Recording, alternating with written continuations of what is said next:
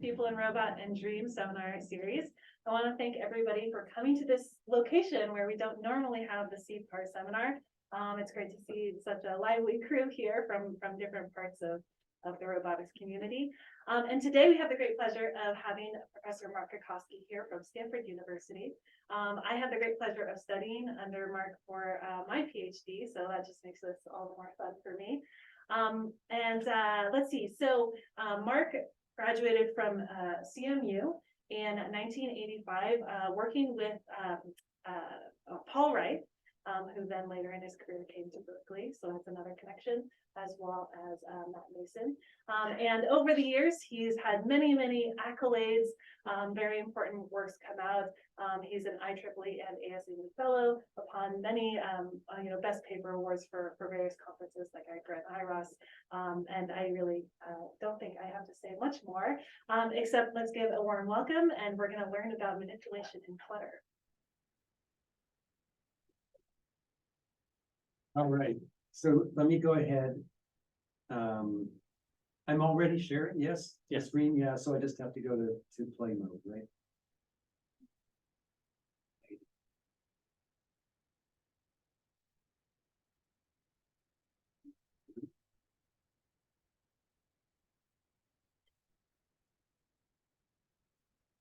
Yep, got it, that's fine.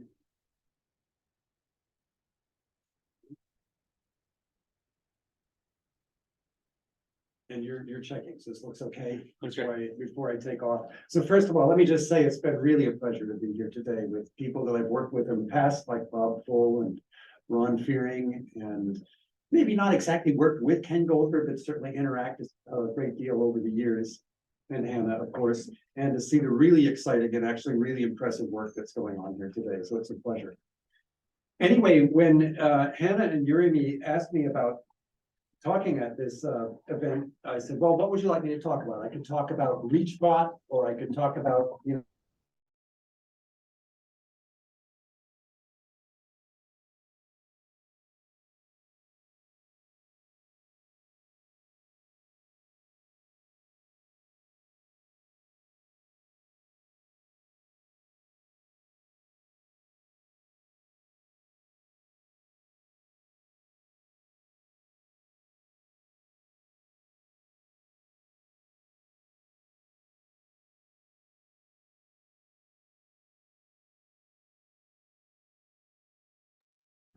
we want it to be gentle so that and sensitive so it doesn't do damage, and articulate. It sounds like something you put on a dating app. I'm looking for somebody sensitive and articulate, maybe not too articulate.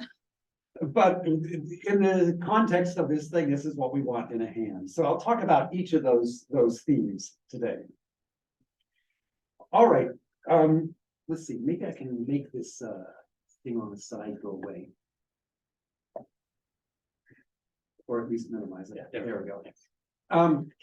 Well, when you and I work in Clutter, we really don't avoid all kinds of contact with our hands and our arms and the environment. It gives us information about what's going on. This is partly, of course, because you and I, compared to a robot, don't have great proprioception. Our robots on arms mounted on a table, but actually when they're mobile, they don't have always the best proprioception either. They don't entirely know where they are. One of the things we do know is that we want to go slowly and gently, because even if you think you're incredibly gentle, like most cats do, if you move fast, things happen. So, but here's the thing, even with the very best robots, and this is the best tactile sensor that you could possibly have, it's essentially a copper strip that's closing a switch, and a very good robot, and we're stopping it the instant we get contact, and we can see what's going. It's just not working. So we need to do better than that. And so the first thing I'm going to talk about is gentle.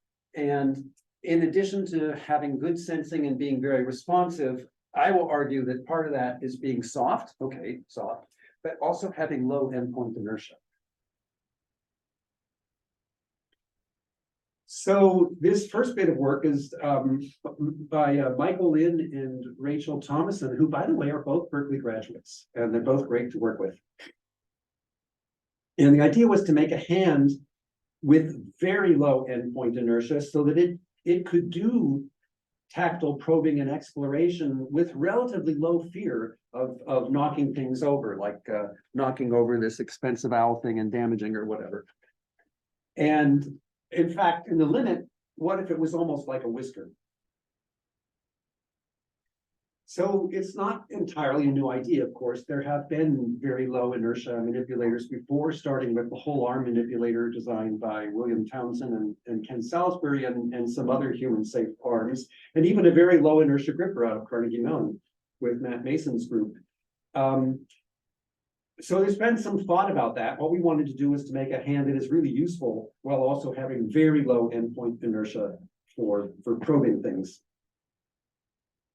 And the trick we're using is this idea from Osama Khatib. Osama has always been very much in, endpoint, mapping your endpoint inertia. He has what he calls the macro mini analysis.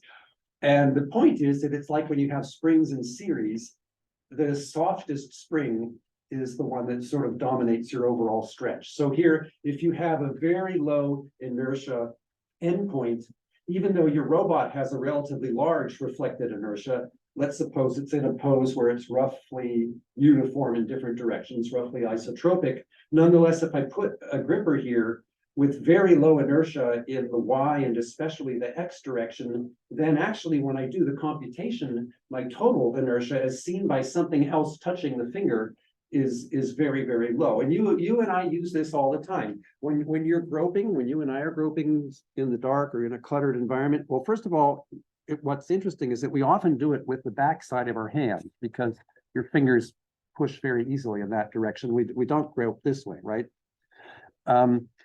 And in fact, there are some studies that the inertia of the fingers when you hit them, it's just on the order of tens of grams or something like that. It's actually very low, much lower than is typically the case for a robot. So could we make a gripper that had those properties?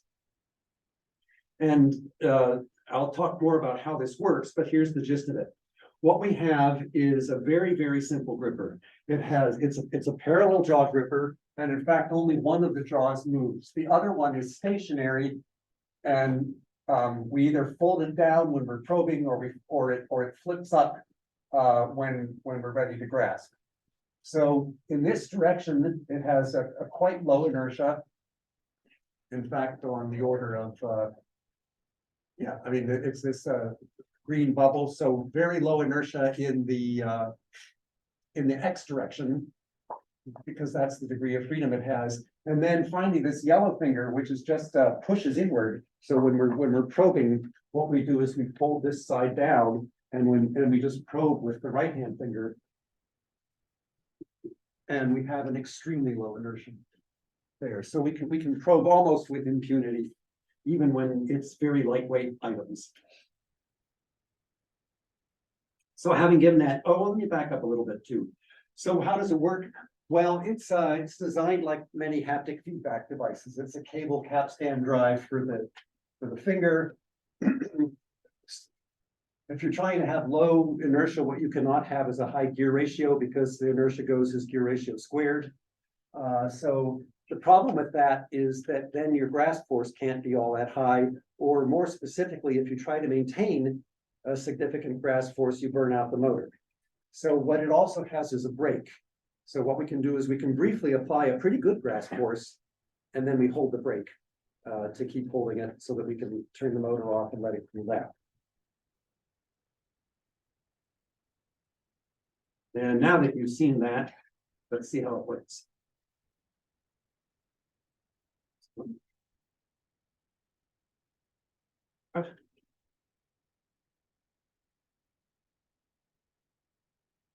There we go. Well, that's an empty splice model, very hard not to knock it over.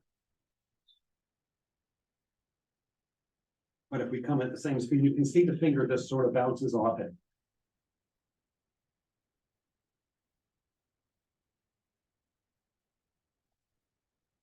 So here we are being actually fairly cavalier, going in and brushing against things and probing them.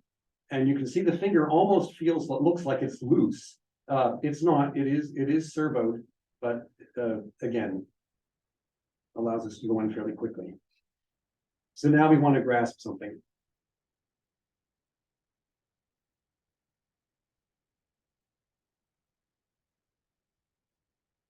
And then that's where the clutch helps, and the fact that the other finger is stiff.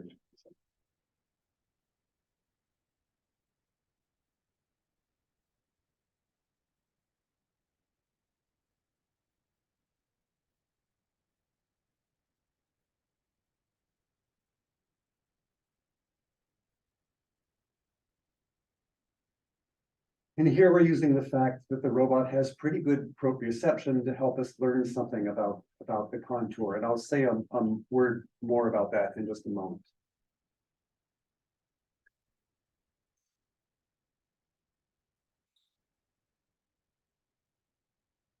We're looking at how much effort is required to displace each of these objects a little bit. And let's go grasp the latest one. All right. I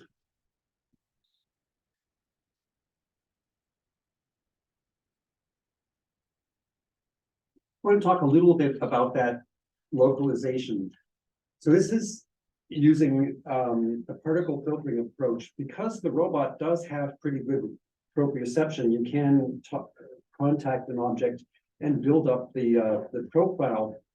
One kind of interesting we found is that even with fairly crude tactile sensing, just 5 elements along the finger, and they're just binary tactile sensors, by eliminating initial uncertainty and where the contact has taken place, we can make it converge. As you can see here in the green line, it converges much, much faster to the correct location, and it's within a couple of millimeters.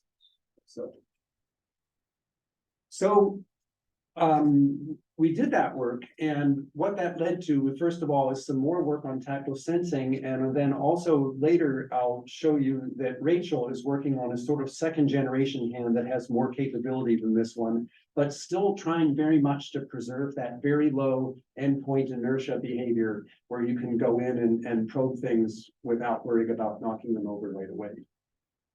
So because this is sort of beginning the end of part 1, let me just stop and take any questions just on this. Yeah.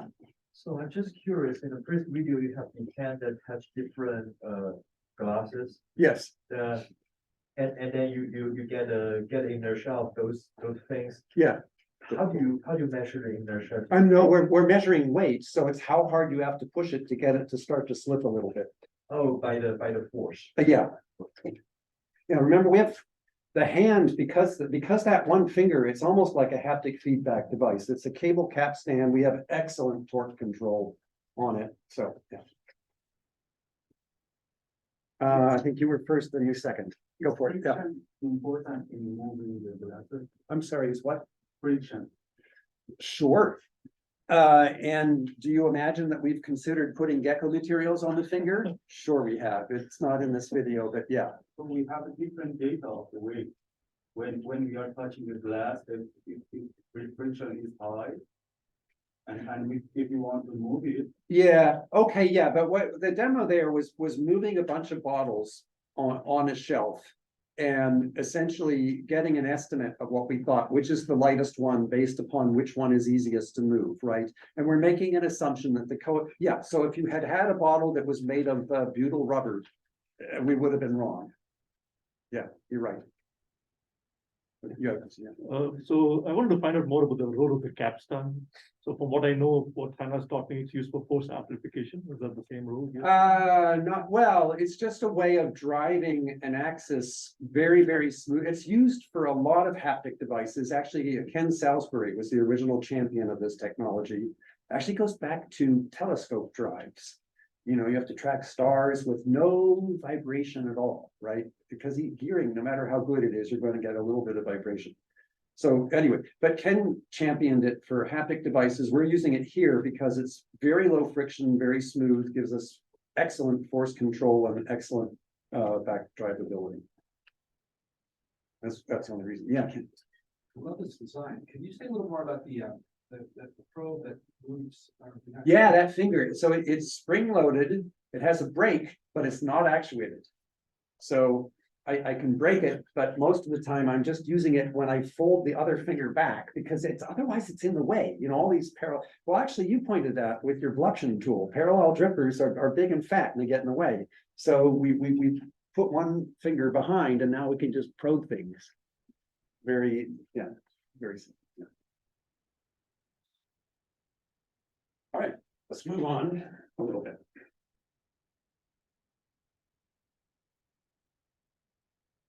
All right, now, okay, so gentle. Now I want to talk about sensitive. We have been interested mainly in what I call soft tactile sensing, which means that contacts are not impulsive.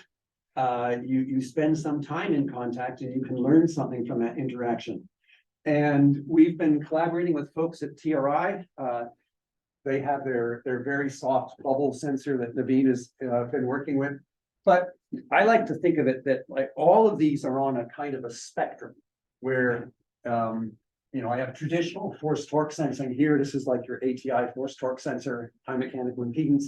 And then the other extreme would be, well, no contact at all, infinite softness, which would be proximity sensing. And then there's various spaces you could live somewhere along that spectrum. So I'm going to talk about not all of these, but a couple of them. I'll start with Michael's whisker sensors. Whiskers, in some sense, are fairly close to proximity sensing. You can touch things more or less without affecting them. But you do affect the whisker itself, and you can learn something from that interaction. On the other hand, you can't really manipulate with whiskers. So when we want to manipulate, we look at some sensors that are a little bit stiffer. I'll talk about these by Rachel that are made for the back and sides of fingers in a hand. And I'll talk about these, which we've been putting on the forearm of a robot. Okay. All right, so whiskers. There hasn't, been an enormous amount of work in robotics on whiskers. There's been some though, going back, Tony Prescott and his wonderful ShrewBot, widely used in the animals. It's wonderful how rats have a barrel cortex for whisking and so on. For what we're doing here, we're not talking about whisking. We're talking about just passive use of whiskers. And what Michael has developed is an array of whiskers. Each whisker is supported on a little compliant structure, and then there's a little triaxial magnetometer, Hall effect sensor, and so we're able to measure the deflections. The whiskers are curved, and you put them in series, and you use them to try to interact with the environment and learn about spaces in which you can move without getting stuck or without causing damage. So as you can see, the whiskers are very soft, even this very tippy little vanilla extract bottle, they don't knock it over.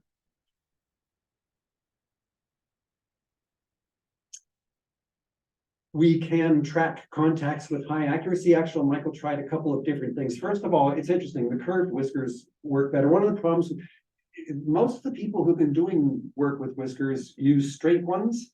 They're easier to model, but one problem is that you get a column buckling phenomenon. If you go almost straight along the whisker into a wall, then suddenly it's very stiff. The curved whiskers don't have that problem, and for reasons which Michael can go into, the unscented Kalman filter is what we found worked consistently the best to very rapidly allow us to reduce the air and contact location estimation down within a couple of millimeters. And what Michael's actually working on right now is extending all this to 3D, and again, seems to be working quite well. So as we brush past an object with a series of whiskers, we can build up its profile. But the thing I want to point out here is that we're actually not trying to identify whether this is an octagon or a small circle or a rectangle. What I'm really trying to do is to find bits of surfaces in my environment so that I know where they are, and if I don't want to bang into them, I know how I have to move. So I'm sort of picking up a kind of partial set of surfaces in my vicinity with free space that I can move in between them. So there we are, moving amongst some obstacles. And as you can see, it doesn't, of course, pick up a complete picture of these things. What it picks up is this and this and this. And that's enough for me to know that I can kind of move in between. And as I said, our next set of experiments is an arm with whiskers all around and doing full 3D whisking, or actually passive whisker sensing, not whisking.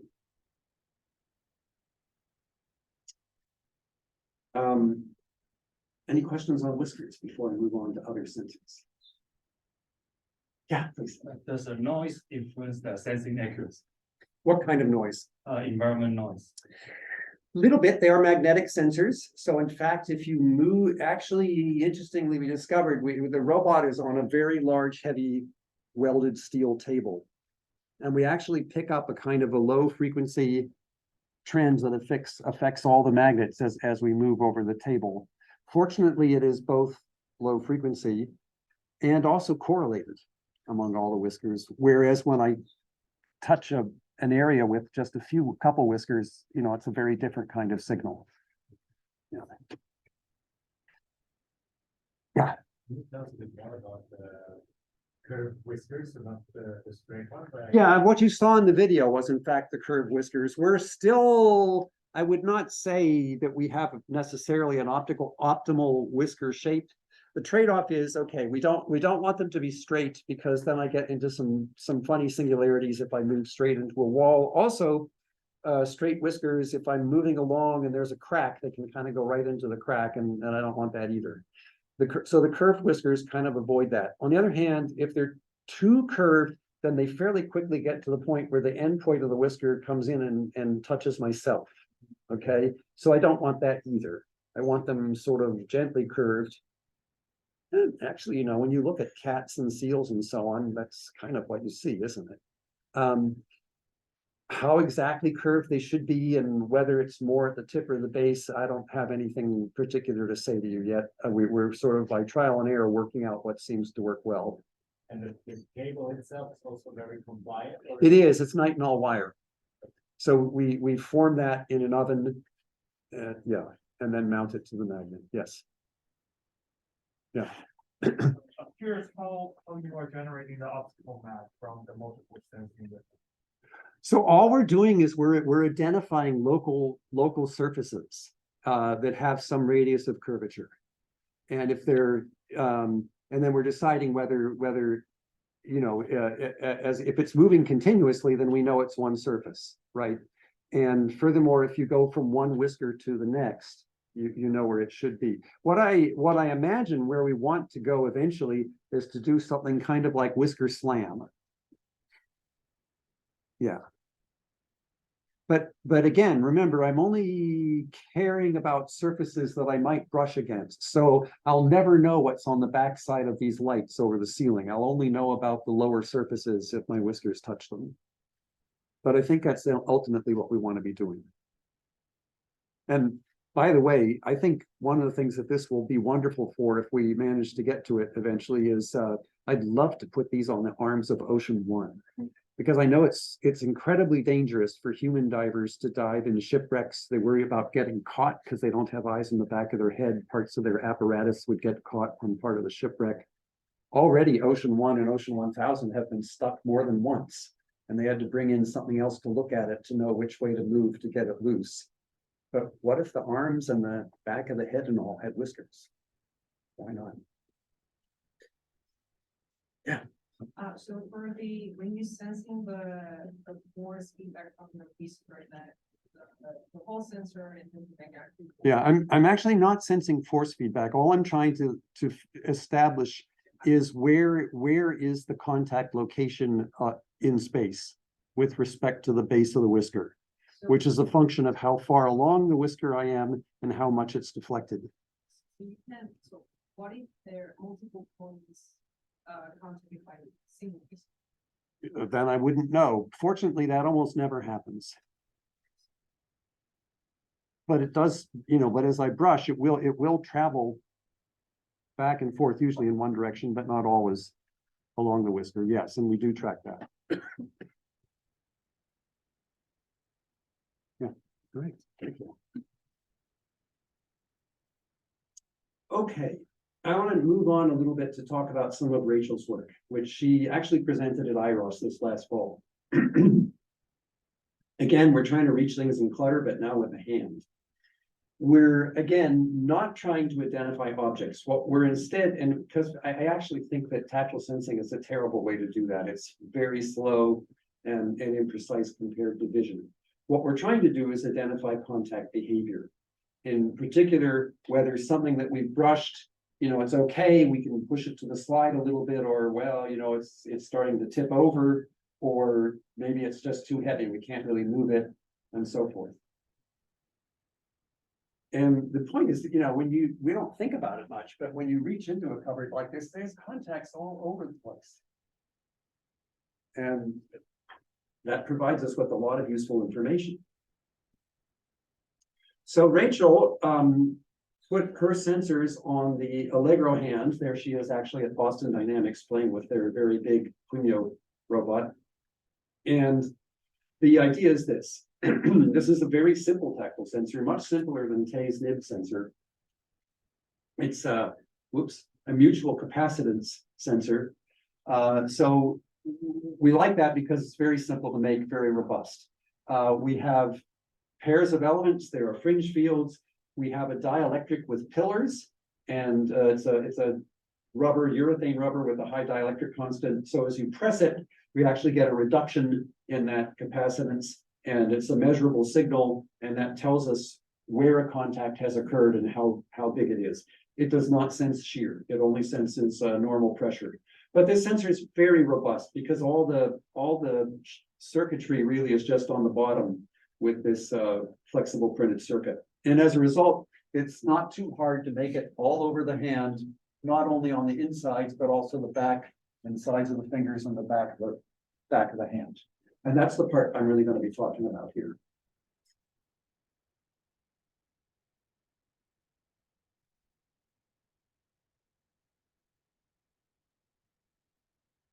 These sensors have a rather nonlinear response. I will argue that at least for sensors on the back of the hand, that's a feature, not a bug. It means that we're very sensitive. Lots of change in the signal for very light force. We could go down to about 0.6 of a Newton, and then it changes more gradually. When I'm up in this range, I actually don't care that much whether it's 30 or 35 Newtons. I'm pressing too hard. And not too much hysteresis, as it turns out.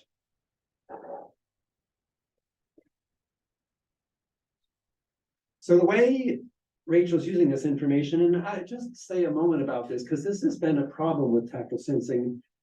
You get lots of data, but it seems very noisy. Oh, these tactile sensors are terribly noisy. Well, no, the sensors aren't noisy. It's the act of touching things which is noisy. You get signals that change rapidly. You may see what looks like a huge change in your tactile pressure signal, which it might be meaningful in terms of interpreting what's going on, or it just might not be that consequential. So what I think she did a nice job of is sort of interpreting this data, having kind of a tactile pipeline that allows her to have fairly robust information about how contacts are evolving over time. So, I mean, she does, first of all, just normal filtering and interpolation. She sets thresholds. We did not have to change or custom tune those thresholds for different experiments. We just kept them. And then she calculates the center of pressure. We take the convex hull, because often what will happen with tactile sensing is you'll get two regions that seem disjoint, but actually they're just part of the same contact, or maybe it's one big contact and then it looks like two just, you know, separate regions a moment later. And by taking the convex hull, you can get around some of that. And so in the end, what we call a tactile feature is a quantity that we extract, like size, shape, location, intensity, which is mean value of tactiles. This turns out to be a much better value to look at than the average and the convex hull area. And so, you know, I've had discussions with people who said, well, why don't you just take the raw data and feed it into your enormous neural net learning system? And, you know, that might work. We as robotics engineers learn a lot more, at least if we're willing to do a little bit of processing like this. And you talk about the data and people complain that it's so noisy, and the point is that if you do a little bit of this, it's not quite as noisy. You really are able to track the evolution of things. Okay, so what she does is she determines these tactile features, and then we look at how they're evolving over time. Actually, you can do it as time or in terms of robot motion. If we're moving at a steady speed, it amounts to the same thing. And so we're looking at not just how the value is, but also the slope is changing over time. And the end result of that is what we call a tactile cue. It's a measure of how these features change as we proceed.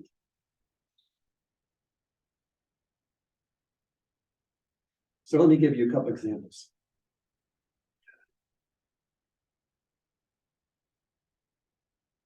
So here we are, we're pushing a bottle, and what's happening here? We're pushing the bottle, and now suddenly it ran into other stuff and we can't push it anymore. So you saw what happened there. I'll run it again. You know, as you do this, if you think about it, you're pushing something and now it's become stuck because it ran into other things. What would we expect to see in our tactile sensor as that happens? Well, we would expect to see the force level goes up, the area might change, probably doesn't move very much. And that's, of course, exactly what you do see here. By the way, well, I'll get to it in another slide in a minute. There you go. Okay, now here on the right, I'm going to do another case, and I'll invite you to imagine what we're going to see. We're sliding this bottle of olive oil or something oil, and because she's put a mat here, as she continues to push against there, it's going to start tipping at some point. What are we going to be looking for from our tactile sensors? Should go down, yeah. Unless, of course, the bottle has a funny shape, which, of course, is one of our standard cases. So, sure enough. Boom. So it's reasonably simple, and there's a bunch of these different cases that you can look at where you can start to make some conclusions about what we call object behavior.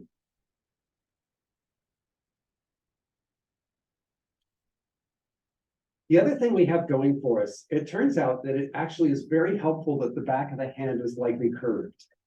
And the reason why, of course, is that the kinematics are more unambiguous. If you have at least one of the shapes that you're pushing against is convex, then we can talk kinematically about what's possible in terms of behaviors. And there's just sort of a limited set of things that can possibly happen. Because after all, I'm not trying to identify the object, only to talk about what's happening.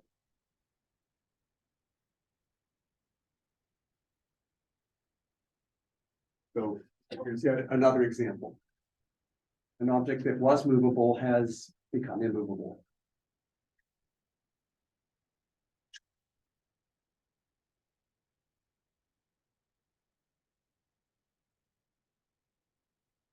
So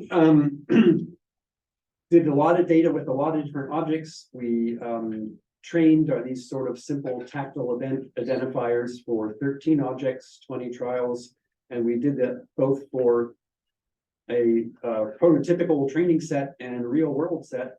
And the results are actually pretty good. 98% for our prototypical set, 92 for others. And what's kind of interesting is I've highlighted here the cases that resulted in the most failures with a hashtag here. What's here, it's hard to maybe tell in the picture, but in the other direction, that bottle has a very sculpted shape. So as you're pushing it with the back of the hand, there's a jump in the contact. And the one on the right is a bag of coffee beans. It's loose, it's very deformable, and again, it's a little harder to tell what's actually going on. So what we would like to do next is there's many directions you could go. You could start to integrate this with what you're picking up from vision. You can look at what you would get integrating this with force torque. Let me take some questions before moving on. Yeah. So in the beginning, when you introduced the capacitance sensing mechanism, you showed a layer of dielectric. Yes. Layer. I'm wondering what kind of material you use. It's a urethane, Vitaflex urethane, and we picked that instead of silicone rubber because it has a higher dielectric constant. The important thing is it has that fine array of little pillars on the underside. So that as you press it down over the two electrodes of the tactile sensor, we're changing the fringe field a lot. But that will be attached to the capacitance mechanism. It's not attached, it's an outer skin. And as you press it down, the pillars Yeah. deform, you bring the skin closer and the fringe field. Yeah. Thank you.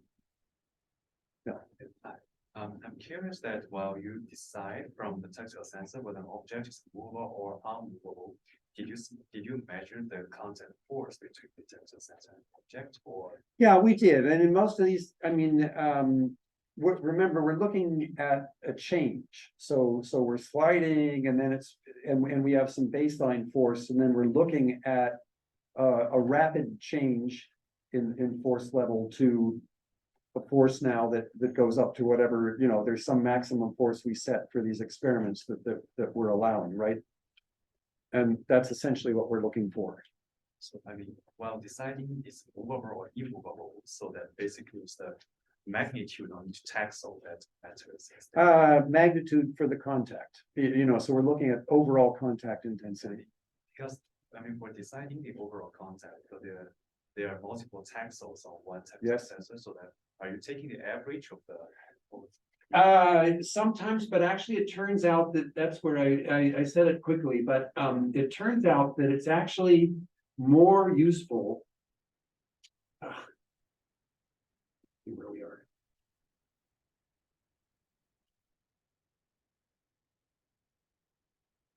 It's actually more useful to look at this measure that I'm calling intensity.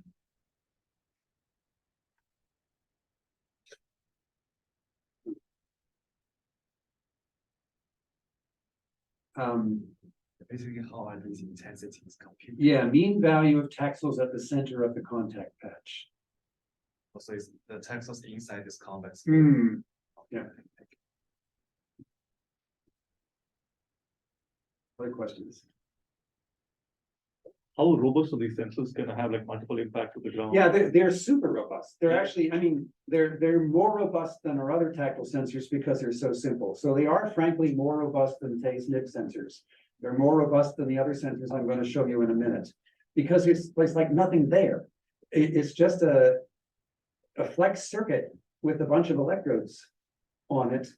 And then this nicely patterned skin with pillars resting on top.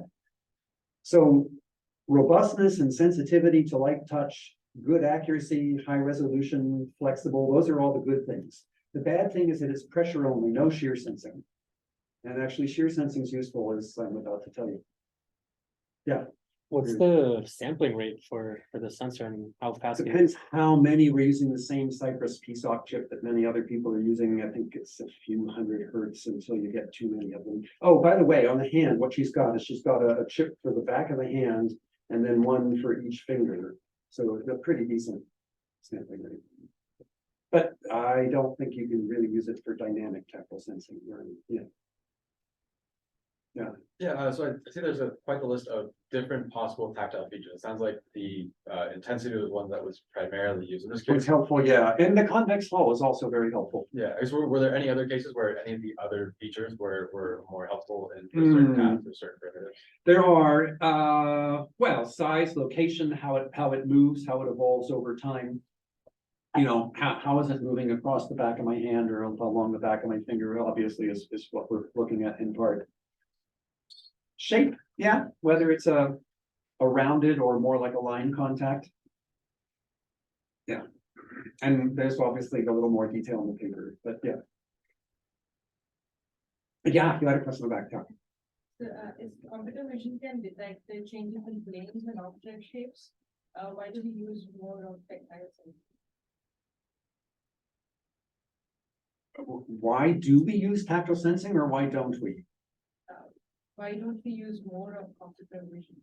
Well, if I'm trying to understand what the shape of the object is, or in a gross sense, how the state of my objects has changed. Computer vision is the way to go. No, one thing is that, you know, you don't usually have a camera looking down under each shelf of your cupboards, so you might not have the view you want. If you have to look at sort of from the robot's eye or the hand's eye view, a lot of objects may be partly occluded, but that is actually not the point. The point is that what tactile sensing can tell you better and faster than vision is how is the contact evolving? Am I starting to slip? Am I starting to slide along the back of the hand? Is the object showing signs of just beginning to tip? I probably could get those things with vision if I had a high enough resolution, but I can probably get them faster from tactile sensing. Yeah. And obviously, if I want to know how hard I'm pressing against the object, that's really hard to tell with vision. Yeah. So that's why I say we're not trying to do object recognition. We're trying to do contact behavior detection. Yeah. All right, let me fast forward here. Back to the next thing. Of course, one of the things you discover when working with somebody else's slides is how highly they've animated things. Borrowing somebody else's slides. Okay, let me jump forward to, yeah, okay. Let me go back to play. So where we are now is, yeah, we've got this sort of pipeline where we look at whether contact, the first thing is, did you even make contact? Even that's sometimes hard with vision, you know, you know, is my hand in contact with my laptop right now? Hard to tell. But actually my skin tells me exactly when. Then is it movable? Is it stable? Is it sliding? And so on. All right. Shear sensing is useful. And let me go ahead and hide my zoom controls here if I can find them. Controls again. Shear sensing is useful, and here we're using actually the same sensing apparatus that Michael used with the whiskers. So these are little triaxial magnetic magnets and magnetic sensors. And what we've done is we've made an array of soft pixels on a circuit board. It's not particularly high spatial resolution. These are, you know, about a centimeter apart. But again, with very good knowledge of the robot's own motion of its proprioception, we can again get down to 1 or 2 millimeters worth of accuracy. And that's actually plenty for the arm. And you might notice that there's a lot of extra people on here, including Allison and some of her students. And that's because as we developed this sensor and it was flexible and had the triaxial sensors, one of these students said, oh, this could be really interesting for studying not robots moving in clutter, but human robot interaction. Like, can robots tell when you're patting them or stroking them or touching them? And the point is, well, why does the robot care? Why would it need to know? Actually, I think there's a good reason, which is that whether they think about it or not, if the robot does a good job of clearing the dishes, people are probably going to go, thank you, good job. And the robot should know that that was a good thing, not a dangerous intrusion of its space. So it's the usual molding and casting kind of thing, and then we put a skin, a fabric over the top. All right, so here we are. We did some experiments with people. It actually turns out that if you ask people what was that tactile gesture, if you don't give them context, people aren't especially good at it either. Although a poke is actually not too hard to tell. So here's our array. What you're looking at is that the magnitudes of these circles are the magnitude, you know, the diameter is the magnitude of the normal face, and then you're looking at the shear component. So tickling looks pretty different from some of the other gestures.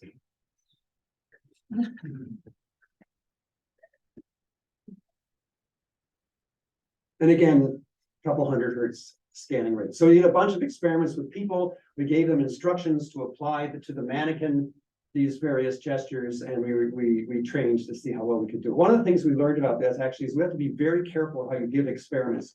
One person's idea of a pat is different from others. But with a bit of extra attention to the language, we got pretty good results. So yeah, pinching, grabbing, poking, scratching, and so on.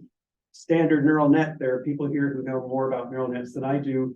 I don't think we were doing anything exotic here. One of the interesting things is that some of these gestures, and this is actually taken from some previous work on human interaction, with different types of gestures. Some of these are actually pretty hard to tell apart, like the difference between a pat and a tap a little harder, or even a slap, which is a little harder still. Nonetheless, the results were pretty good. With shear, XY shear value, we did better than without, as we hoped we would, although honestly, not dramatically better, but better. 74% might not sound great to you, but it's actually good. People don't do any better without a lot of extra context information. And once again, as I mentioned, it's these cases like 4, 5, and 6 were responsible for most of the errors. So we're now putting these sensors back on the robot again and starting to use it for robots navigating tight spaces. We're looking once again at, did we make contact?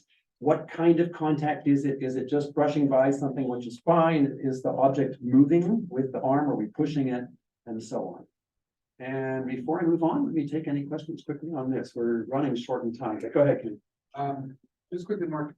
So one of the things that's always seemed to me causes problems with grasping, robot grasping, is it's very hard to get simultaneous contact with the two jaws. So I'm wondering if this could be used to actually fix that. Well, any sensing will tell you whether you've made simultaneous contact or symmetrical contact or not, right? Well, no, because you generally, when you're closing the jaws, you're closing them, right? So you don't usually know if it happens too fast, right? You've already pushed the object and it's starting to rotate. Oh, you want to not push the object? I don't want to push the Okay. object. So I like this. Well, then I go back to Michael's gripper at the beginning where I know exactly what's happened. Right, that's what I'm thinking about. Yeah. So if it could be used for that, you might be able to get much more reliable grasps on objects. Because that pushing is. If your goal is not to displace the object, yeah. Yeah, you're right. Yeah. We're nearly out of time, but let me just finish up with a couple things. One other kind of interesting we've been doing is designing a new hand, and this is the articulate bit. One of the things that's really bugged me about robots working in tight spaces is that almost always the final axis of your robot is roll for good gravity reasons. Makes sense, actually. Oh yeah, but then you add a force torque sensor. Oh yeah, but then you add a hand with motors in the base. And so in the end, it's like you're trying to manipulate with fireplace tongs. And you wind up in there with the robot in a tight space, having to do these huge elbows getting in the way kind of maneuvers. And these are just 3 examples here. The one in the middle is from Moley Robotics, who I've done some consulting with. And this was from their very nice demo they did, but that's the shadow hand on the end of a UR10 arm. But look at how far it is between where the action is and so on. It's just so awkward. Whereas, you and I don't have that problem. So what Wilson and Rachel worked on was a hand where, why not integrate the final degree of freedom, final bend degree of freedom into the hand itself, into the palm. And this makes, of course, your reachable workspace gets a lot bigger. There's a kind of a sweet spot. You don't want to get too much into the hand or you actually lose some workspace, but right about here, it turns out to be very good. And did some simulations and the hand is here. So here you can see the kind of maneuver it can do on the right, where you pick up a cup and move it around, like perfect for putting things in a dishwasher. The other thing we wanted this hand to do was hyperextended pinch. When you and I grab things, we do that a lot, gives us more security. That means the fingers are extended backward. Typically, most commercial hands won't do that. And finally, there are cases like, well, what about if there's a plate like that in the bottom of the sink? How am I going to get that thing up? I can't get under it and all. Wouldn't it be nice if I could just go like that and pick it up? So we built a granular particle palm with octopus suckers on it. These are not continuously drawing a vacuum. They just, we pull vacuum on the membrane, on chamber down there, which packs the particles, but also activates the suckers. We don't want to continually aspirate because the plates are dirty, they have ketchup on them, and you don't want to get, mustard and ketchup into your vacuum line. And yeah, you put it all together. And let me just end with this last video. It is very slow, I'm sorry to say, because we're using tiny motors with very high gear ratios. And so the idea, where are we going next? Well, the idea is to put some of Rachel's sensors onto this hand. Rachel's working on a new version that we think will be faster, while keeping some of these very low inertia, high distal degree of freedom capabilities. There's the suckers.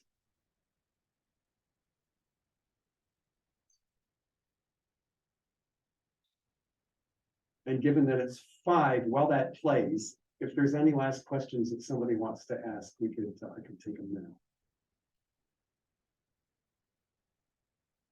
now. There was a question in the chat about the first gripper that you presented. Yeah. And the question, what was the minimum force sensitivity? I don't remember. It's going to be a small fraction of a Newton, a few grams. Yeah. It's going to be an hour. Again, we wanted the goal was specifically to be able to hit something like an empty spice bottle without knocking it over. Yeah. It's actually just on this last suction cup. So there's been quite a few little suction cups Yeah. out there. But it looks like you're using jamming in a particular fashion. So jamming is that we have a very soft palm that will conform to the shape of whatever. And then when we pull a vacuum in that sealed chamber to jam the particles, that is also activating the suckers, but they're like octopus suckers, and that you're pulling a vacuum behind. You're not attaching the vacuum line to a suction cup because we didn't want to like inhale ketchup, as I said. Yeah. Yeah. Because I can see there is a customized tactile sensor that appears in your work, that because as far as I know, in all the commercialized tactile sensors that's on the market, they have a very loose textiles on their surface. So that for all the works that have been presented here so far, do you think that is the algorithm part that plays the more critical role, or is the accuracy of these tactile sensors that plays a more critical? Which And you mean spatial accuracy or force accuracy? for example, that while you are deciding whether the object is about to tilting or is unpushable, which do you think is the accuracy of the tactile sensor is more critical, or what is more critical? Is the algorithm more critical, or is the accuracy of the tactile sensor more critical? Because this tactile sensor you presented is very dense in texels and also very high accuracy in each texel. So it's actually very special. It's not super dense, actually. I mean, okay, I haven't talked at all about tactile sensing for the fingertips, because I actually think the optical ones are kind of the way to go now. There's no way I'm going to beat the resolution of gel sight or something like that. Interestingly, the cases I'm looking at here on the back of the hand, back of the finger's arm, what I want most of all is sensitivity to very light touch. I mean, it's interesting. I mean, there's a lot of very good tactile sensors out there, but a lot of them, if you take a feather and brush the sensor, nothing happens. On the other hand, almost any animal, a worm, a cat, a person, if you brush their skin with a feather, they know it immediately. So one of the things we've been focusing on is sensitivity to very light touch. And then beyond that, yeah, reasonable spatial resolution. One of the things we've been learning is that I don't actually need very dense sensors. I can take advantage of the very good proprioceptive motion of the robot to get pretty good localization. And then finally, at higher force levels, I don't actually care that much about force accuracy. So I care a lot that I can sense 0.06 newtons or whatever. If it's on the other end, if it's 30 or 40 newtons, it actually doesn't matter that much. Now I can use joint sensing or whatever on the robot, for that. Because I think the most special part of this tactile sensor it's actually quite dense already. Because I can still remember those tactile sensors I've seen so far was either 16 or 20 or 24 texels, very they're usually very good, so that if you see. Yeah. syntax Oh, assessments- various people around the world are making bigger arrays, you know, like for the iCub robot. I mean, not just us, there's the iCub robot and there's other things. And a lot of it is these nice little chips, like the PSOC chip, like the analog devices chips, that you can have several of them on a bus, each attending to some local area of sensors. So population is increasing. Yeah. The thing that's still really bad though, is that every tactile sensor is kind of a custom design job. It's really not a sensor, it's a sensor network. Yeah. Well, oh, maybe one more. Okay, well, sorry, yeah, thanks. Do you have any, I guess, principles that we've extracted about contact behavior given these experiments? That's a very open-ended question.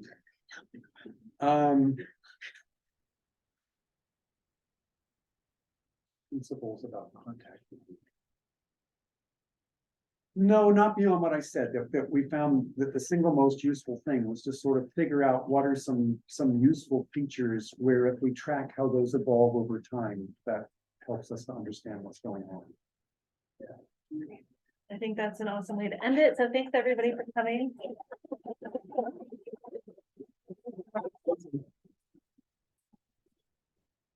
And the coffee and cookies will be here for another 10 minutes. So